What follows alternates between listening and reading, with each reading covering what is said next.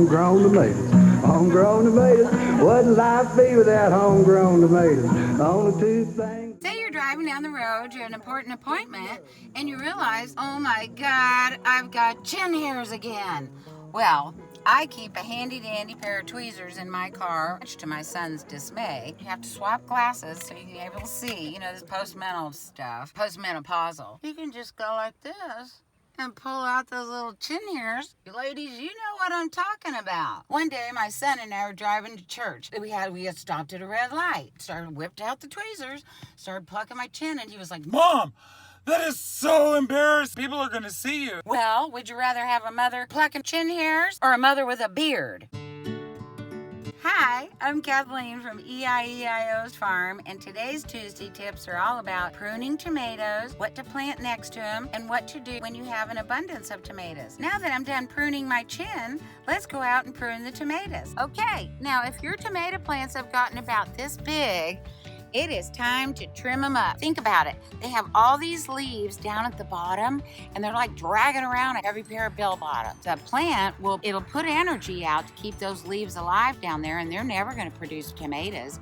So you prune them up, I'll show you how, and then the plant it'll be in stress, which makes it put a lot more energy on towards the top of the plant, and you get more tomatoes. So you got this one here. See, she is ready to be pruned. Sometimes you can do it just with your finger. You can pull that dead leaf off just like that. But sometimes you have to use scissors, so always bring some scissors out. Like, see this leaf right here? That is not going to produce a tomato. So I'm going to cut it off. I'm going to cut that leaf off. Cut this leaf off. This one down here I'm going to cut off. I'm going to get rid of all this dead. If it's dead enough, it'll pop off on its own.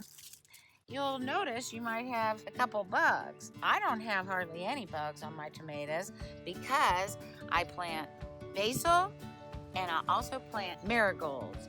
And the marigolds, this beautiful color here, will attract the bugs. Who knew? But they're companion plants. Now what I also do is I'll grab a little bit of dirt down here and I'll just gently rub it on where I cut. So the other tip is, look inside of this tomato.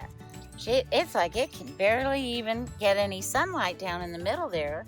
So I'm going to trim it up from the inside out. And see, now the plant can kind of get more sun towards the middle of it, and it can just sort of breathe. It doesn't have to have all this clutter. Here's another thing. With your basil, now look, this little plant wants to regenerate its species, constantly trying to put on seeds. So you take the basil, and I do this all throughout the season. I get down in here where there's one right there, and I prune it.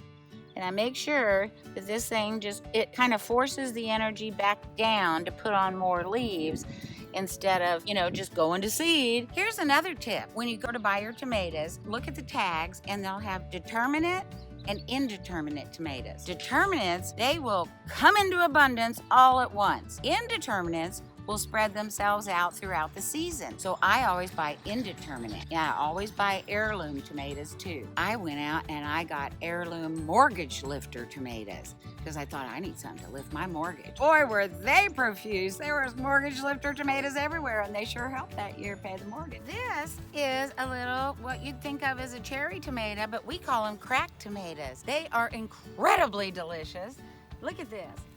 Pop it off and oh my God, it's the best tasting little tomato you could ever imagine.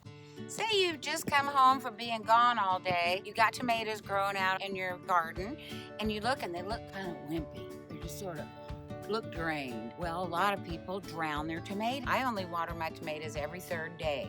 Tomatoes do not need as much water as other crops do, so be sure not to overwater your tomatoes. Another tip, if it's about to rain, run out there with a basket and harvest everybody. If you leave them out and they burst open, and there goes all the flavor. Here's what I need for my tomato pie. I've harvested everything. Let's head on back to the kitchen. Now there's a teaser. Join us next week. We're going to talk to you about what to do with too many tomatoes in the kitchen. If you learned anything about tomatoes today, like and share us. And thanks again. See you soon. That I like better than bacon and lettuce and homegrown tomatoes. Up in the morning, out in the garden. Get you a ripe and don't get a hard one.